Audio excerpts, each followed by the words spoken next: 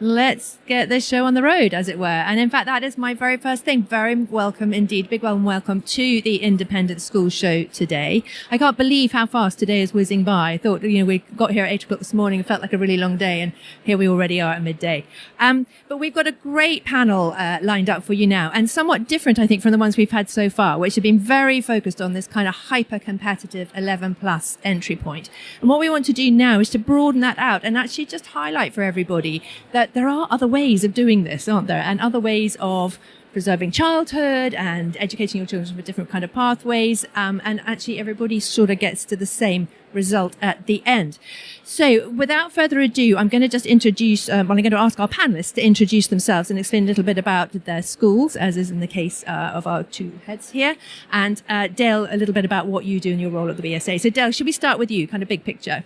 Yes, thank you very much. So Dale Wilkins, I'm Executive Director at Boarding Schools Association. So we're a member association for all of the boarding schools in the UK and indeed worldwide. We've got about 600 members worldwide, 450 in the UK, a whole different range of schools. And our role is to represent our schools, talking to government and things like that, but also providing training for staff in schools.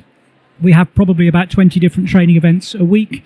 We run conferences and lots of school engagement, consultancy for school, and also talking with people such as the inspectorates, what's coming down the line, how do we brief our schools. And one example would be, the recent meningitis concern. We got together some guidance and sent out to schools about what they should be doing, what they should be thinking of. So really, a sort of conduit for information getting to schools and from schools telling us what they need. So the joy for us today is that Dale's going to give us that kind of big picture, overall kind of trends thing. Can I ask you both to introduce yourselves and your schools and give us a little bit of a précis on what your kind of schools are? Yeah, absolutely. Good morning. My name is Will Goldsmith. I'm the head of Packwood School in idyllic Shropshire, the end of the road before you get to North Wales. We are a 13-plus full boarding school, and our sort of whole ideological belief at Packwood is that notion of an unhurried, truly unrushed childhood, where freedom, where real independence and the space to roam and develop a real innate character really does fly. We're part of the Shrewsbury family of schools, so we are very connected with Shrewsbury School, one of the great sort of full boarding senior schools in the UK. Good morning, everyone. My name is Alex McCullough, and I am actually head-elect at a school called Orwell Park School, which is in Suffolk. It's about an hour from London, and it's a beautiful setting on the banks of the River Orwell. For the last 20 years or so, I've worked in day and boarding schools all over the country. So I suppose where I'm moving to in Suffolk is it's the equivalent of Packwood, but in Suffolk. So I suppose collectively we bring a lot of experience of working in these types of schools. Just before we kind of go any further, can I just do a bit of a poll in the audience to find out how old everybody's children are? If you've got children who are kind of under the age of 10, can you put your hands up? Okay, children over the age of 10? Okay, fantastic. So we've got a kind of, a little bit of a spread here. I have to say, as a parent of four children, all grown up and working, now have grandchildren, hooray. But they all went through exactly the kind of experience you're thinking. Beautiful rural prep schools. And I think the biggest thing for me was the way that it just preserved their childhood and kind of kept them younger. Childhood's very fleeting these days, isn't it? It goes by so fast and they grow up so quickly. So there is a magic, I think, about that, which I know we'll delve into. Now, back in the day, Dale, that was normal. Everybody stayed until 13 and went to boarding school at 13 or started senior school at 13. Can you talk us through that? What's changed? Is that still a thing? I mean, it is still a thing. I think the thing that we notice from the BSA perspective is that the landscape is evolving, it's changing, and schools are having to be very adept to respond to what the market, for want of a better phrase, is looking for, what parents are looking for. And I think we're finding that schools, so there has been a shift towards changing school at 11, and that's come from all sorts of reasons, not least because it's the preferred age for state schools to be changing over. There used to be quite a lot of middle schools in the state sector, so the idea of prep schools going through to 13 was something that everyone was fairly comfortable with and was fairly normal. I think that has put an impact for some parents in some areas where, the big independent schools have chosen to change at 11 in a particular area. And if you don't go at 11, you are perhaps disadvantaged, and will you get the place later? But I think what we're finding at BSA is that the schools that are committed to changing at 13, that are committed to a really good quality experience for boarders and for day pupils at year 7 and 8 are doing really, really well, and they're in fact thriving. I think what we're seeing as a sort of a counter trend, if you like, the schools that are not really fully committed to it, and where perhaps numbers have started to dwindle, are making decisions about whether to continue it or not. But what we're seeing is the schools that are fully invested in the quality of the experience and and also the quality of the experience and what it leads to. Because one of the most important issues when making that decision about whether a child should stay on for year 7 and year 8 is, what does the future hold? There's no point staying on for year 7 and 8 and finding actually you've now no longer got the pathway open that you want. But what these schools are very good at is knowing what's best for your child and helping you to formulate what's best for your child, what the future pathway looks like, and sort of identifying really the options that will be there for senior school. From a very early age, they will know what your options will be for senior school, how they can influence that, how they can advise you, and what that then. I was talking to someone earlier who was talking about, a 7-year-old girl who also already has a very, very clear career path and what that's looking like. And these people are very, very experienced in terms of advising you about not just what the present holds for your child, but also what the future holds. I think that's one of the strengths of the system that these gentlemen represent. There's a couple of things I'd love to pick on there, Dale. I love the fact that you talked about the preparatory school. That is exactly what you do, isn't it? So it is what it says on the tin. It is preparing these children, and in fact preparing parents, I think, as well, as to kind of what those future outcomes might look like. But I think you also sort of highlighted this pressure to secure a place at senior school. And that's certainly the kind of what we were feeling in the room in the first two talks, is intense pressure to kind of secure a place in a school. But Alex, if we can kind of come to you, what, from your perspective, what is sort of misunderstood about that kind of phase and stage? Well, for me, I think probably one of the misunderstandings is that the option exists, and just to draw on what Dale has just told us. There are lots of children who go through the system and transfer at 11 because that's what happens in the state sector. That's what happens in a lot of London schools.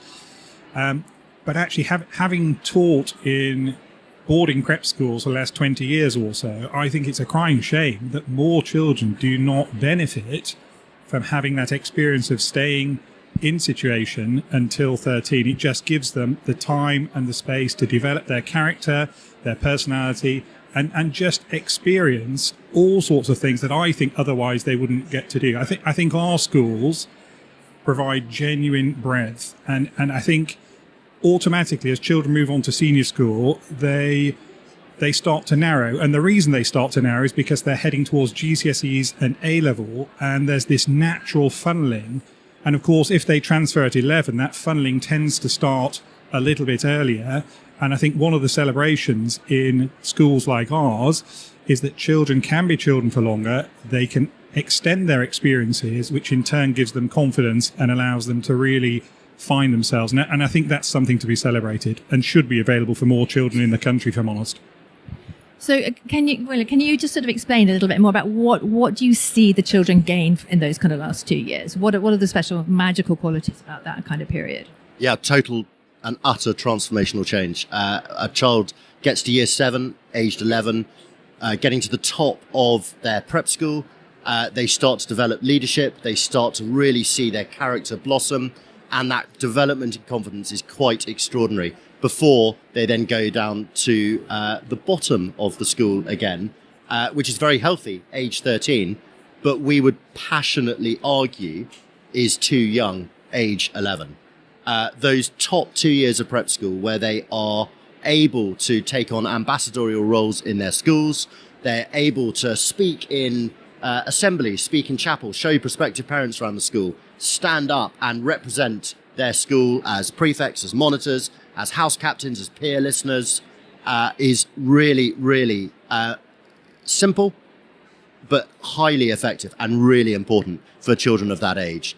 And we are, as Dale said, a group of utterly committed heads who run these 13 plus schools, and we see day in, day out that extraordinary development in children when they arrive in year 7, lacking in confidence, perhaps still trying to find their thing, still trying to find what makes them tick, and through a rigorous program of self-belief and inflating their self-worth, they leave us age 13 ready for senior school. They leave us with that real developed sense of who they are and what they can achieve. And I think that is utterly transformational and a huge feather in that 13 plus independent school cap here in the UK. So Alex, just kind of picking up on that, for all the children you've seen sort of pass through your hands onto senior school, have you got any sort of data or sort of anecdotal evidence about how children at 13 flourish differently to those that have moved at 11? Well, I think a lot of it does come from the breadth of experience. Just going back to what I was saying before, I think children who are, sort of in that golden stage of being between the ages of 11 and 13, they're still young enough to be children, and they're still malleable enough to be encouraged to try lots of different things. And I think if you were to do that comparison between those children at that stage in a boarding prep school versus perhaps those children who are in years 7 and 8 in a school that goes all the way through to 16 or 18, I think the difference you would find is that there's a real kind of roll your sleeves up attitude, give it a go attitude, and children are still young enough to be able to take the lead and try lots of different things. It really doesn't matter, and it's not about them being the best at everything. But I think we would all agree that if we have had first-hand experiences of something, we can talk so much more confidently and articulately about those experiences than if we're dealing with them as some kind of theoretical exercise. And I think really that is the thing. When you imagine a child in a small, nurturing environment being encouraged to try lots of different things that perhaps they would otherwise miss out on, that is a superb platform on which for them to build when they take that step into senior school at 13. Yeah, and it can be much more daunting and overwhelming age 11 when you're at the bottom of a kind of very big and grown-up school to feel brave enough sometimes, isn't it, to kind of take those opportunities. Dale, if we can just kind of return a bit more to the kind of big picture. I mean, how do parents work out whether a boarding environment would work for their child? And are there kind of some family circumstances which kind of play into that or make it a good choice or a bad choice? Yeah, I think boarding has always been really good at helping what I would call professional families to deal with their increasingly busy lives and their increasingly busy schedules. I think, again, a lot of it is around what do you understand by boarding, what do you want from boarding. Now, obviously, we've talked about full boarding, and for some of you, it will be absolutely that they go to boarding and they stay there all week round unless there's a break or an exeat or a half-term holiday or whatever. But actually, boarding across the whole sector, and particularly in these kinds of schools, has changed a lot in recent years. There's quite a lot of flexi boarding around, there's weekly boarding around, and actually you will be able to find the right school that has the right fit for you to fit in with your family schedule and your family life. And I think the most important thing about from me, and I'll be interested in Will and Alex's view on this, that I think obviously you are here as the parents, you are here wanting to find the right school for your child, but actually increasingly we are finding at BSA that the young people themselves are now so much part of the conversation in a way that perhaps when I started in boarding in the late 80s, that wasn't the case. Now it's very much the case that when we do survey work with schools and when schools do surveys themselves, increasingly what comes through is actually it's the child who's chosen the school supported by the parents.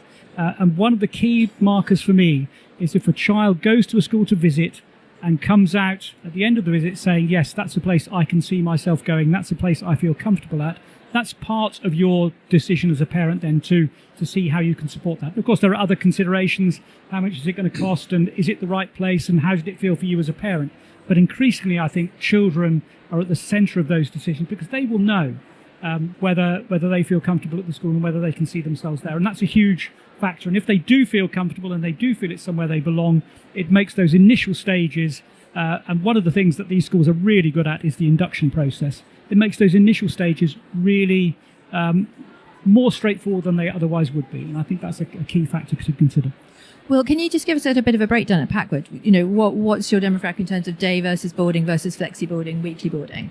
Yeah, absolutely. So we've got 190 in the whole school. That goes from 4 to 13. 160 in the prep school. That's from age 8 to 13. Of that 160, 60 will be full boarders. And that is classed as 7-day-a-week boarding. We have Saturday school, and we've got a full program at weekends. And then 40 will be flexi boarders, mainly on a regular basis, and tend to be boarding 2 to 3 nights each week.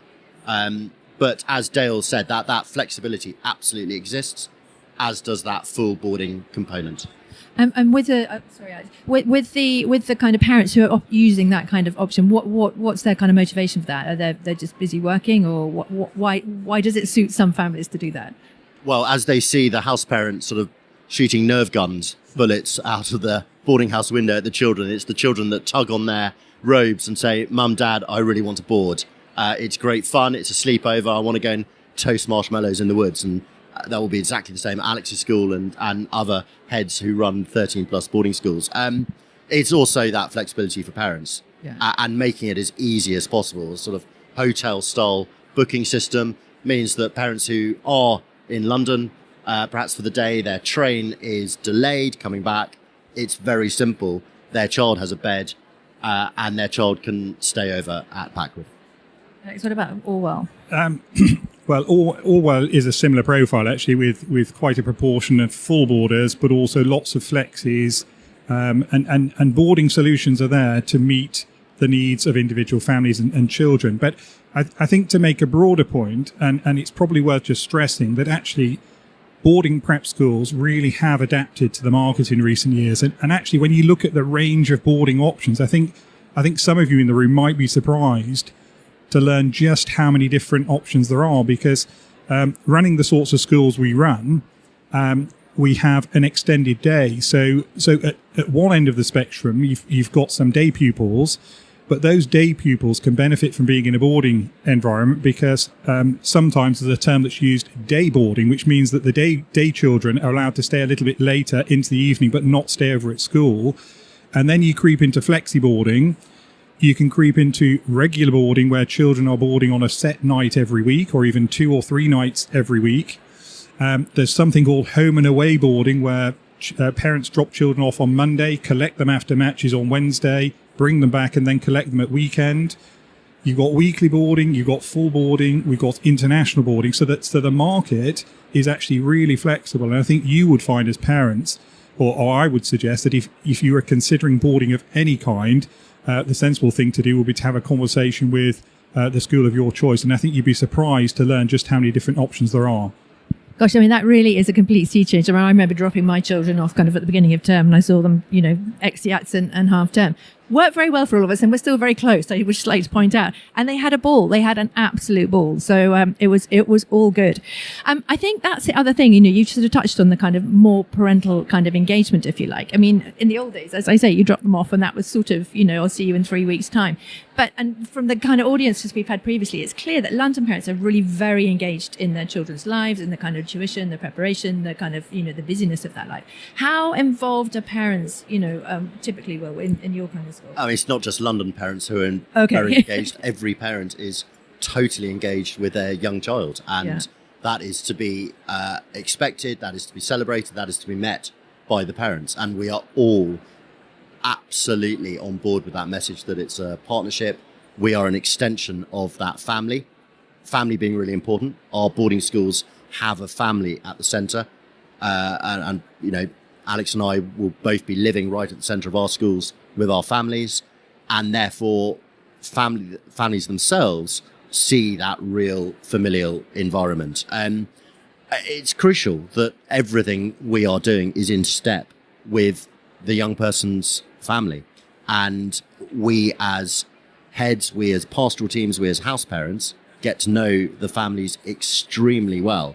And it is a complete myth that schools, even the full 7-day-a-week schools, will see that distance between them and the parents, whether they live 30 miles down the road, 300 miles down the road, 3,000 miles down the road. We absolutely see it as that golden triangle with the child right at the centre. And that is what contemporary, really nurturing boarding with outstanding pastoral care revolves around. And I think it goes back to that old adage, doesn't it? It takes a village to raise a child. And none of us really have that village. And when I think prep schools, boarding prep schools are absolutely the best of that sort of ethos. Alex, anything you would add to that? In terms of the boarding environment? Yeah, the interaction with parents. Again, just going back to the point I was making before, that there is no one size fits all.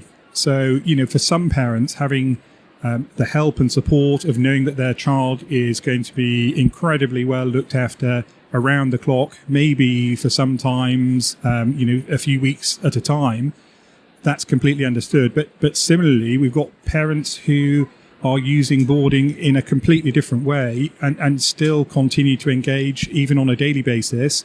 The point is that it is really fluid and it's designed to cater for busy working parents and allow them to engage in meaningful ways in any way they want to.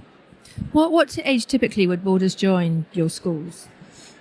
Well, I think typically from year 5 upwards, there is a correlation as the children get older. They tend to do more. So by the time they get into year 7 and 8, they're doing much more because they tend to be on that trajectory towards senior boarding school. But it's also worth saying that if you get the climate right, and I suspect will agree with this, the ideal from a head's perspective is that you create a climate within school that normalises boarding, and you end it with children who actually choose to board because they want to, because they can see the benefits of it, they can see the fun, they can see the engagement with friends, they can see all that they're going to get out of it, and so they choose to do it. And I think when I think of all the boarding schools I've worked in, actually the vast majority of the children board there because they want to. They've seen something about it that makes them want to be part of it. And I think that's a crucial point to make. Yeah, no, that's a very interesting point. One of the kind of things that crops up is obviously with ISEB now taking place at sort of the age of 11, a lot of the children know where they're going to be going at 13. And I think there's some concern about, from parents, is that what happens in those last 2 years? What are you doing with these children when they kind of know where they're going? Can you just kind of share some information about that? Oh, absolutely brilliant, those 2 years. The innovation from 13 plus prep schools is phenomenal in terms of developing their own curricula, their own diploma programs, their own enrichment programs, the opportunity to have applied learning where you're learning within real life context, as Alex said earlier, away from the pressures of GCSEs. Some schools have retained common entrance examinations, which for them works really well because it offers a real focus for the children and a very, very rigorous assessment portfolio. Other schools have gone down the sort of baccalaureate route, but every school sees huge value in those 2 years. And just passing an ICB pretest in year 6 is not just a means to an end. Actually, it's a very, very small part, I would argue, of a child's journey through prep school. We're preparing children for life, the whole person. We're preparing children for the next stage. We're not preparing children to get 122, 116, 109, depending on the school, in an ISEB pretest. It has to be a very, very small part of our whole program. And if we do it well, it's a part of our education that a child almost doesn't really notice they're doing. There won't be a single head teacher who does not worry incessantly that we're putting too much pressure on young children. And we're teaching children numbers and letters to only get a certain number and letter by the time they're 11. So I really would emphasize that an ISEB pretest is a small part of this. Yes, it's brilliant when they get into their senior school, age 11, and then the fun, the adventure, the real rigor of our all-rounded education just continues through to the end of year 8. It certainly is not, let's take the brakes off and let's just tread water for 2 years. Actually, as I said earlier, that's where the transformational stuff really starts to kick in. And just to add to that, the sort of things we're talking about, we're talking about children taking leading parts in plays. We're talking about children playing in the school orchestra or singing in the choir. We're talking about, playing across a multitude of sports throughout the year, whether that's cricket, hockey, or netball, or whatever it might be. It's taking on these leadership roles alongside the academic rigor of doing what they're doing. What we tend to find is that 13, they're ready to move on to senior school because they've developed the confidence, the poise, and they've had all these leadership experiences across the board. They've found out a lot about themselves. They learn what they're good at, perhaps what they're not so good at, but it just gives them that springboard into a much larger environment where they can thrive and not just survive. I think also the thing that really strikes me is the friendships that they form at that stage, particularly in that kind of 11 to 13. I mean, I look at my children who many of their closest friends are still from their prep school days. There's something incredibly intense about that experience, I think, of living together at that age and growing up through those sometimes quite difficult kind of years. I'm very conscious that we should open this up to the floor. We've got a few minutes left. Have we got any questions from people on the floor? Fantastic.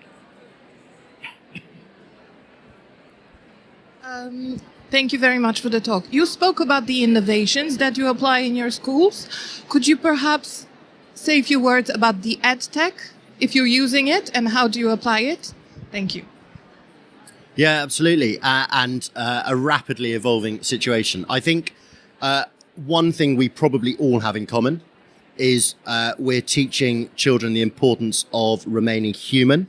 And those skills that were very important pre-AI and chat GPT are now amplified and even more important than ever. And we must teach children the morality, the ethics, and to amplify those really important skills, dispositions, and attitudes of agility, of kindness, of empathy, of teamwork, of resourcefulness, of being able to speak in public, being able to show imagination and creativity. And the relevance of those have become very, very clear to everyone. We're not burying our heads in the sand on AI and ed tech. Children will move on to senior schools equipped to use ed tech to enhance their learning. What they won't do in any of our schools is sit around on a device or a phone. They will climb trees, they'll fall out of trees, they will go fishing, they will roam around our grounds, they will play 40-40 in the woods, they will dodge the nerve gun bullets from our house parents, and they will not be preoccupied with sitting there on their devices, nor will they be using ChatGPT or AI for their work, because we have got to teach them that joy of being creative and that joy of essay writing and being able to come up with their own authentic thoughts. So yeah, we're really innovative. We're very plugged into it, but there is something about the preservation of childhood that is perhaps the new innovation and is really important to all of us. I love it. It says rewilding childhood. It's kind of... Absolutely. Yeah, part of that movement. We had another question. Hi. Can you hear me? We can, yeah. Thank you very much. My question is around the entry age for the schools that you're talking about. Is it the same if they join in year 7 as the ones that maybe start boarding in year 5? And also, consequently, what happens when they then have a double change to senior school, especially when they're at the peak of or starting adolescence as well? Is that too much change for them? Alex, do you want to say that one? So in terms of joining points, children tend to join our schools at all sorts of different times. There are obvious times to join. Historically, parents might choose to join at the beginning of prep school in year 3. But I think year 5 is an obvious time to join a boarding prep school, because that's the time when children tend to get to that age where they're ready for the idea of doing a little bit of boarding. Increasingly, we have applications for candidates into year 7 because perhaps they've been to a local primary school. And it's interesting how, the concept of potentially changing twice and going from primary school into prep for 2 years and then to senior school. If you focus on the change, yes, that is something that they have to contend with, but life is about change, and actually helping children to manage those transitions is an important part of it. But actually, a few years ago, I admitted a boy into my school into year 8, which doesn't happen very often because it's a relatively short period of time. And there were 1 or 2 question marks as to whether he would benefit fully from that experience, but he really did. And actually, he was a changed boy from the boy who arrived at the beginning of year 8 and left. He actually went on to Oakham School in Rutland. And it was a tremendous success story. So I would say such is the strength of the offering in our kinds of schools that even a tiny dose of it is sufficient to make a transformational difference, in my view. And this is why, actually, a lot of international children and parents are opting to send their children to schools like ours for even 2 or 3 weeks. Now, they wouldn't be doing that unless they recognise there's true benefit, and there genuinely is. So I hope that goes some way to answering your question. I think it is. I work with some international families, and really will go for a term just because it is this magical experience, and it's just a very different way of doing things. And then actually quite often they end up staying on, and then the parents are a bit like, no, this was a term. What's going on here? Just before we kind of wrap up, I have one final question which I want to put to all of the panelists. If you had to give parents, so thinking of all the people we have in the room today, one question to ask themselves when deciding between 11 plus and 13 plus, what would it be? And Dale, I'm going to start with you because you've got the kind of big picture. What would be the question you think parents should be asking themselves when they're making that decision? Yeah, I think, what does the pathway look like? What's your clear pathway as to what this is going to lead to for your child, and how does that pan out, and how does it fit your child's needs, and how does it fit your child's aspirations and interests? That would be my key point. Yeah. So project ahead and then kind of work backwards. Will, what school is going to deliberately turn me off the pressure and challenge of simply passing an entrance test to get into the next school? Which school is going to allow my child to develop as a whole person, to have a great time, and to absolutely love their childhood? And for me, I think to consider boarding in all its forms. Could boarding unlock something for you and your child that otherwise wouldn't exist? I love that. 3 very different perspectives. I think that's a fantastic note to end on. Dale, Alex, Will, thank you so much for really insightful comments and really helpful parental advice. Thank you for joining us today. Thank you very much.